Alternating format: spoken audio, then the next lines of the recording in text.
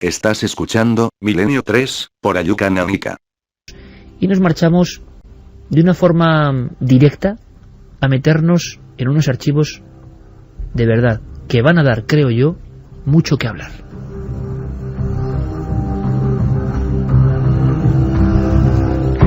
Esta música que nos acompaña ahora fue banda sonora de una película que es curioso, se anunció como basada en hechos reales, la historia de una doctora que trabajaba con el asunto de la abducción, se llamaba La Cuarta Fase. Y su música de fondo nos va a servir para que Javier Sierra nos deleite con otra historia. A veces, lo hemos dicho, serán biografías, como la de Bud Hopkins la pasada semana, un investigador que se metió a fondo y, como ocurre muchas veces, se vio atrapado por el fenómeno. Yo no puedo contar mucho más, pero Javier Sierra ha accedido a una serie de cajas, muchas cajas, de un material importante. Un material que hay que explicarlo, aunque sea brevemente, antes de entrar en este caso aterrador y sobrecogedor y alucinante, delirante y fascinante. Y un caso tabú en la historia de los misterios españoles que todo el mundo ha pasado como por encima. Así que os pido, amigos de Milenio 3, estéis en la carretera, estéis en el monte, estéis en un hospital, estéis trabajando, todos muy atentos a lo que vamos a contar, lo que va a contar ahora Javier Sierra, porque es como desclasificar de alguna forma parte emotiva de la historia del misterio español. Sí me gustaría, Javier, contando lo que puedas contar, porque además se produce en una fecha clave, 10 años de la desaparición tan solo física de un hombre, de un querido maestro muy importante en tu vida, y a raíz de ahí cuenta lo que tú quieras contar. Hay una serie de elementos, algunos los has traído físicamente, los tienes. Déjame una de esas láminas, por favor. Esto que suena aquí son documentos tremendos para los que amamos el misterio. Son unas láminas viejas, tienen unos 26 años y representan un ser grotesco, un ser terrible, un ser imposible. Pero estas fotos tienen una historia. Javier Sierra acaba de apoyar junto al Flexo en la mesa del Estudio 1 otra que nunca se publicó, jamás se publicó. Es una cara que mira, una cara entre sombras, sombras más profundas casi que la negrura. Una cara que impresiona mirándonos aquí a estas horas. Son las fotos de un caso prohibido. Y también hay que hablar de un archivo prohibido, secreto hasta ahora, Javier. Sí, hablamos de una carpeta azul de las antiguas en las que, escrita con una letra inconfundible, se puede leer el nombre de una ubicación geográfica a unos 25 kilómetros de Barcelona. El nombre es Vallgorguina. Y el caso fue investigado durante mucho tiempo por alguien que durante años fue uno de los grandes pilares de la investigación de los ovnis, de lo misterioso, también del fondo de los océanos, que se llamaba Antonio Rivera. Antonio Rivera falleció este mes, se cumplirá 10 años, una década de su desaparición, el 24 de septiembre de 2001. Y precisamente para rendirle homenaje, y porque Antonio puso en mis manos parte de su archivo, pues para rendirle homenaje vamos a abrir en estas semanas consecutivas esas carpetas en las que él fue almacenando sus notas, sus fichas, su correspondencia con otros investigadores, informes médicos pedidos sobre los testigos de estos casos, en fin, incluso transcripciones de sesiones de hipnosis, del encuentro con otros investigadores, anotaciones venidas del otro lado del mundo sobre este caso, para que los lectores y los oyentes se hagan una idea exacta de lo que allí ocurrió. Es muy curioso, Javier, porque el propio Antonio, yo creo que jamás podría imaginar que ahora estos archivos, que nunca mueren, volverían a proyectarse con las ondas de láser a partir de mañana en todo el mundo, con el eco que tenemos, sobre todo, por ejemplo, en América Latina, y estas historias condenadas al olvido, que tú rescatas, vuelven a vivir, ¿no? Porque de alguna forma todo esto tiene que volver a contarse, a vivir, porque quizá haya una gran verdad o no. ¿Cómo podríamos llamar este caso, Javier? Bueno, el caso es conocido como el caso de Vallgorguina, también se lo conoce por el nombre de su protagonista, Javier C. Javier C., cuyo apellido fue ocultado siempre, y durante todo este tiempo se ha respetado esa decisión por parte del testigo, porque él no quería verse involucrado en una espiral de declaraciones, de defender su testimonio, porque a él mismo le parecía increíble lo que había vivido. Tiene una extraña experiencia que hay que situar el 21 de julio de 1985. Él trabajaba como fotógrafo profesional, tenía una pequeña tienda de repografía en Barcelona, y Javier aprovecha aquella mañana de domingo del 21 de julio del 85 para salir temprano de su casa, deja a su mujer en su domicilio y él parte solo para hacer unas fotografías a 25 kilómetros de Barcelona en un dolmen que se encuentra cerca de la localidad de Vallgorguina y que se conoce como la Piedra de los Gentiles. Es un dolmen que él ya había visitado 3 años antes y donde había tenido unas extrañas sensaciones, pero le pareció un lugar interesante para jugar con las luces y las sombras. Es un lugar bajo árboles, muy llamativo, sagrado, donde se han celebrado ceremonias de todo tipo de brujería. A él le atraían ya este tipo de cuestiones, así que aquella mañana temprano toma su Renault 5 rojo, se dirige hacia el dolmen de Vallgorguina y él cree que ha estado 1 hora, hora y media en el lugar y decide regresar, pero tiene una extraña sensación en el cuerpo. No recuerda, por ejemplo, el haber paseado por el dolmen y sin embargo se descubre a sí mismo conduciendo el coche de vuelta a casa. El caso es que cuando llega a casa y deja el coche en el garaje, se da cuenta de otro extraño detalle. Es muy meticuloso con los kilómetros que hace, sabe que ha salido con el depósito lleno y sin embargo el depósito está vacío y no figura en el cuentakilómetros 50 kilómetros sino 300. Ha hecho 150 kilómetros de ida y 150 kilómetros de vuelta sin saber a dónde ha ido. El coche está cubierto de barro, de suciedad. Dentro del coche también está esa suciedad, no sabe de dónde ha venido y menos en un mes de julio seco como aquel del año 85. Hay un detalle más que le escama. Cuando está llevando su coche de vuelta a casa, ve que las tiendas de las calles por las que está transitando están abiertas. Es domingo. No piensa que hay ninguna actividad especial, pero le sorprende ver tanta gente en la calle y las tiendas, como te digo, completamente en funcionamiento. Así que aparca, va a su casa y su mujer le recibe con cara de alerta, con cara de alarma. Está con su hermano, le preguntan que dónde se ha metido, que por qué no ha ido a dormir esa noche a casa. Él se queda muy extrañado porque ha salido esa mañana de su domicilio. Pregunta que qué ha sucedido, dice: has estado 34 horas fuera de casa, son las 6 de la tarde del lunes 22 de julio. Él se había ido de casa el 21 por la mañana. Así que empieza a darse cuenta de que ha pasado algo raro. Hay un tiempo perdido en su vida. Pero no solamente eso. En una de las cámaras que él llevaba una cámara que se había fabricado él, muy rudimentaria, pero también una cámara profesional. En la cámara profesional él ve que se han hecho varias imágenes, se han tomado varias imágenes. Cuando las revela se lleva una gran sorpresa, porque aparecen estas caras que tenemos ahora encima de la mesa. Son unas caras extrañas, casi africanas, mongoloides incluso. Parecen incluso algunas de ellas máscaras de rituales vudú, de la magia negra africana, con una expresión terrible, una expresión, me atrevería a decir que casi diabólica, sinceramente. Él se queda muy extrañado, lo comparte con su hermano y deciden inmediatamente poner estas imágenes en manos de una vieja amiga de la familia, Carol Ramis. Ella es en esa época, en los años 80, es una famosa parapsicóloga y dedicada a este tipo de cuestiones barcelonesa, aunque de origen austríaco. Y Carol Ramis inmediatamente se da cuenta de que están ante un caso de tiempo perdido y que la única manera rápida de saber lo que ha ocurrido ahí es someter a Javier C.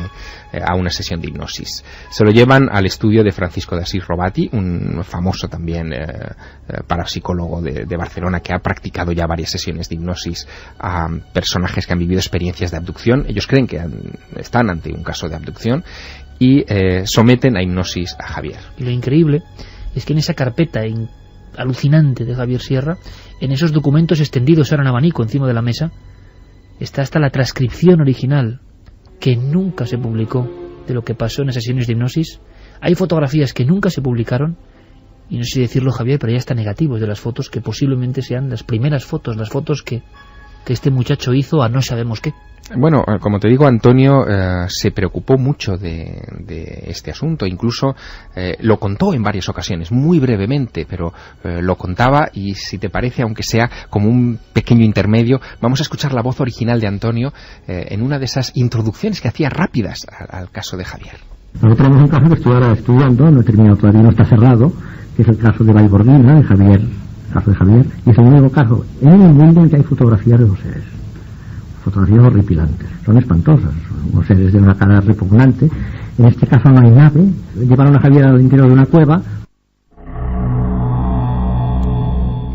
Y efectivamente eso es lo que empieza a desgranarse en esa sesión. Horripilantes, dice Antonio Rivera. Claro, él no recuerda haber visto esas criaturas, pero en esa sesión de hipnosis aparecen varias cosas. Por ejemplo, surge el recuerdo de cómo toma la carretera del Dolmen aquella mañana, debía ser sobre las 9 de la mañana más o menos, está señalado con un cartel de madera donde indica dónde está ese lugar arqueológico. Él se desvía por un camino sin asfaltar. Todo esto es la información que llega a través siempre de la hipnosis. De la hipnosis. Y de repente se da cuenta de que hay una niebla en el lugar, siente que ha pinchado, y a partir de ahí se produce como un lapso en la memoria, y lo primero que descubre es que está tendido en el suelo fuera del vehículo, que empieza a llover sobre él y sobre el vehículo, que solamente tiene abierta la parte trasera del Renault 5, empieza a llover una sustancia viscosa, extraña, que le empapa a él y le empapa también al vehículo. Saca una cámara para fotografiarlo, una de las dos que llevaba encima, y en ese momento descubre que hay varios individuos, varios sujetos, varias cosas a su alrededor que lo observan y que lo atraen hacia sí, pese a que la primera reacción al verlos es de profunda repulsión. Son unos seres de su tamaño, más o menos, de piel rugosa, no distingue ropas en esos individuos, que, como te digo, le provocan una sensación de repulsión porque él los nota como viscosos, ¿no? El caso es que lo atraen hacia sí, pese a que él no quiere ir, y lo conducen hacia una especie de rampa o de desfiladero que se adentra tierra abajo.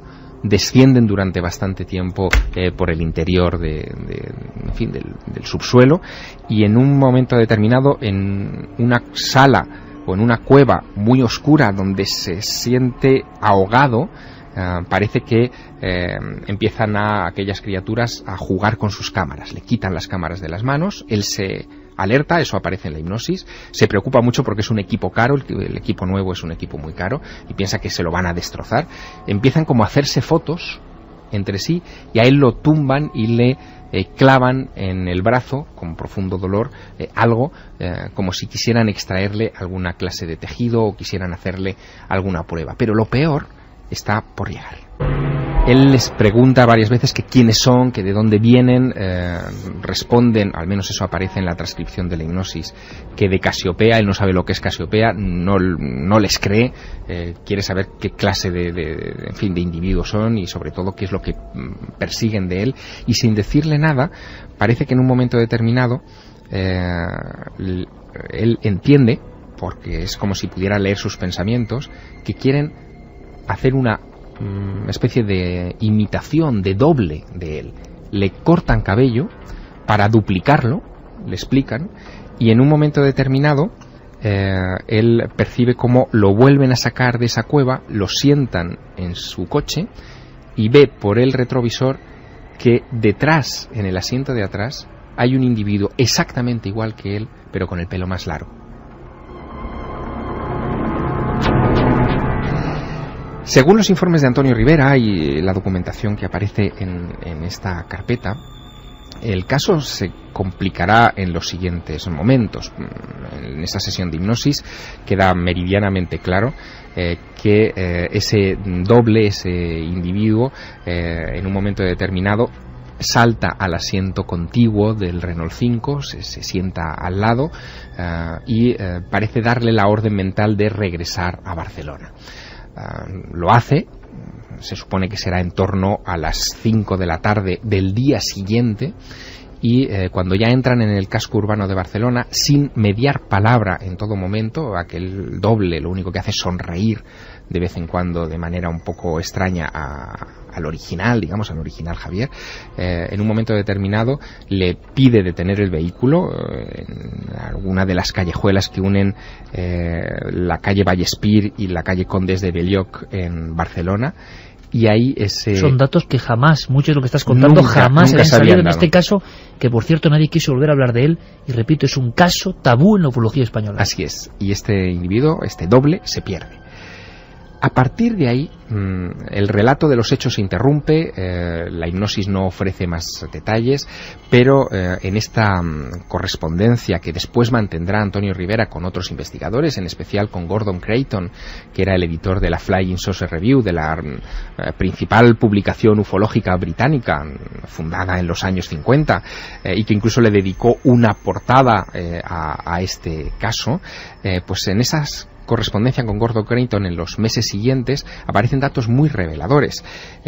Por ejemplo, que Antonio Rivera sometió a un examen neurológico muy profundo a Xavier C., que lo hizo la doctora María Blanch de Barcelona. Tampoco lo ha sabido nunca nadie, y tenemos ahí los documentos incluso del recibo, que me parece increíble, el recibo de la propia doctora sobre la sesión y el estudio psiquiátrico, psicológico, neurológico del misterioso y desconocido hasta hoy Xavier C.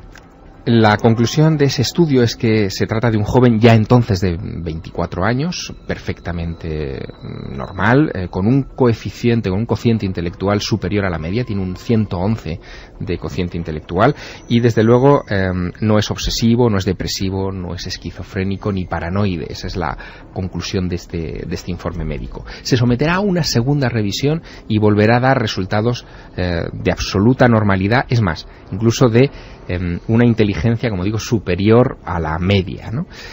Hay más detalles en esa correspondencia con Gordon Creighton que son muy llamativos, porque ese doble de Xavier C. Presenta unas características muy curiosas. En un momento dado, el Xavier se altera cuando, mirándolo, se da cuenta de que es exactamente igual a él, solo que especular. El bolsillo de su camisa, que él lo tiene en el lado del corazón, en el lado izquierdo, el doble lo tiene en el lado derecho. Detalles de ese tipo. Es como la copia de un espejo. Exacto.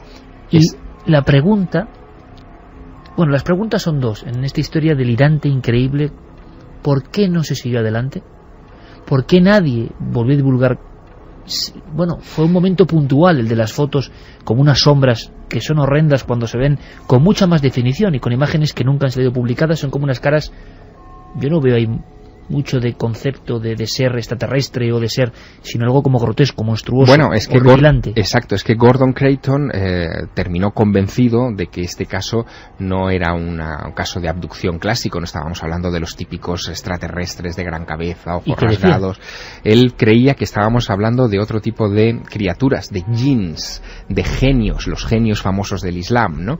La idea es sugerida a Antonio Rivera por su traductor sirio. Él tenía un traductor de sus obras a ese idioma, y cuando conoció el caso dijo, bueno, esto en Siria es muy conocido, se ocurre en la mitología, hay varios casos de secuestros de personas a las que se les duplica por parte de estos jinnas y que incluso se les sustituye, es decir, matan al original y dejan al sustituto para que, digamos, informe a esos diablos del subsuelo de lo que está ocurriendo en la superficie.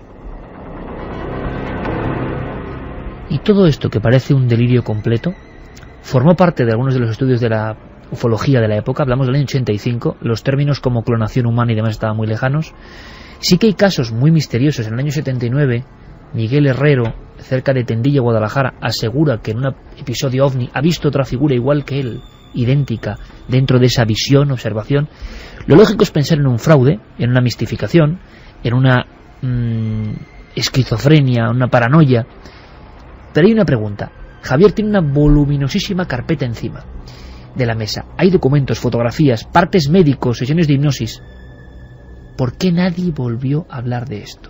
¿Por qué nadie supo nada? ¿Por qué este caso que hoy estás resucitando es un caso maldito. Porque se salía de toda norma, no tenía nada que ver con lo que nosotros habíamos estudiado, con lo que el propio Rivera había publicado en sus libros sobre encuentros con humanoides o con este tipo de criaturas. No tenía nada que ver. Aquí no hay nave, aquí no hay las características clásicas de la abducción. La secuencia es un poco extraña, un poco bizarra, y lo del doble se salía por completo fuera de lo común. Nadie logró entrevistar ni localizar a ese Xavier C. Nadie aparte de Rivera. Es decir, Rivera sí que visita con Xavier el lugar, estudia el tema en profundidad y se plantea varias cosas que son muy, muy curiosas. Por ejemplo, en una carta de febrero del 86 de Rivera a Gordon Creighton, le plantea la posibilidad de que quizá el recuerdo de Val Gorgina le fue plantado inconscientemente por Carol Ramis en aquella primera sesión de hipnosis, porque ella sí que era una asidua a ese lugar, que era el lugar de reunión de brujas, de pequeños aquelarres, etcétera, y que en realidad habría que buscar un dolmen que estuviera a 125 kilómetros o 150 kilómetros a la redonda de Barcelona, que justificara esos 300 kilómetros de viaje, y se pusieron manos a la obra. Lo que ocurre es que en el ínterin apareció, y este es un dato que tampoco ha saltado nunca, un radiestesista, Joan Surià, que con las varillas en Val Gorgina detectó que efectivamente debajo del dolmen hay una cueva de al menos 1 kilómetro de largo de la que no se conocen las entradas.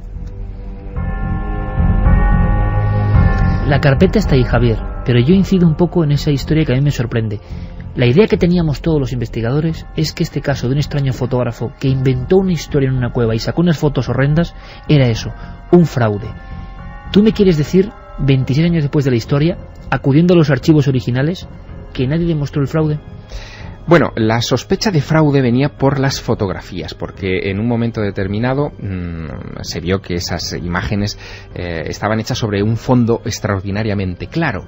La explicación pero ahora vemos que hay otras que son oscuras. Exacto, ahí está la clave, porque según explica también Rivera a Gordon Creighton en esta correspondencia, que es muy intensa, porque durante meses están carteando solo y exclusivamente alrededor de este caso, Rivera le cuenta cómo Javier en realidad lo que hizo fue manipular las fotos para hacerlas más claras. Él era fotógrafo profesional en su estudio, lo que había salido son estas fotos negras que tenemos delante y que no se han publicado nunca, con el rostro en medio de una mancha negra. El rostro yo lo estoy viendo ahora y es realmente horripilante, ¿eh? No sé si los compañeros Carmen, Santi, habéis visto algunas de las fotos. Esta, por ejemplo, nunca se ha publicado.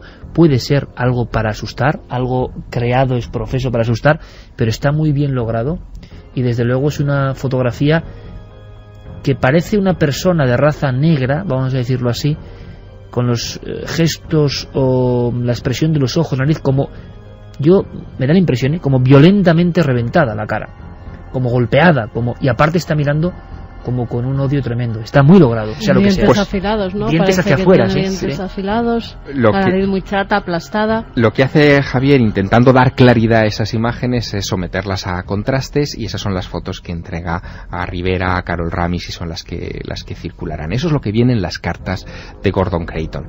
Si eso es así, convendría desde luego reencuestar el caso, reabrirlo, tratar de localizar a Javier, que nunca dio la cara, que no dejó pistas sobre su paradero, pero que, quién sabe, quizá esté escuchándonos y pueda dar un paso adelante y contarnos de primera mano esta historia que ha quedado congelada en los anales de la ufología, esperando que alguien determine qué pasó realmente. A lo mejor no tiene nada que ver con los ovnis. Y una cosa importante, Javier, ¿por qué Antonio Rivera? Hombre meticuloso, hombre que lo iremos conociendo con estos casos excepcionales que Javier exhuma. Un hombre que es el primer gran ufólogo español, un hombre que llegó a dar una conferencia en la Cámara de los Lores británica hablando del tema OVNI. Un hombre que recibió la Cruz de Sant Jordi, máxima distinción de la Generalitat de Cataluña. Un hombre importante. ¿Cómo, teniendo todo este arsenal de casos, no siguió? ¿Qué pasó ahí? Él tenía localizado el testigo, él tenía la posibilidad de trabajar con él. Eso era un libro impresionante, de ser real el caso o no ser un fraude. Sean ovnis, o sea un secuestro extraño, o sea lo que sea. ¿Por qué se trunca todo? Las notas se detienen en dos observaciones. Una, la que vincula este caso, sobre todo esos seres rugosos, con otros casos. Él había tenido la oportunidad en Génova en 1984 de conocer a un vigilante jurado del que quizá un día hablaremos, llamado Fortunato Zanfretta, que tuvo un encuentro también con un humanoide de aspecto muy rugoso, de mirada muy hosca y bastante similar a este. Es otro de esos humanoides sin ovni, o sin ovni claro, que recuerda en cierta manera este caso. Y aquello, por las notas, evidentemente dejó una huella en la memoria de Antonio Rivera. La otra nota, también muy llamativa, con la que termina este dossier, refleja la preocupación de Antonio Rivera por el lugar, por Valgorguina. Valgorguina es un lugar de brujas, de aquelarres, como he comentado antes, pero es que alrededor hay toda una geografía que responde a nombres muy curiosos, muy llamativos. Por ejemplo, las Roques del Diable, las Rocas del Diablo, el Pla de les Bruixes, el llano de las brujas, o el Pla, el llano de las fieras. Como si alguien en un pasado remoto ya hubiera visto ese tipo de cosas con anterioridad, al menos eso es lo que parecen reflejar las notas de Antonio Rivera, y hubiera dejado la advertencia escrita en la toponimia de esa región.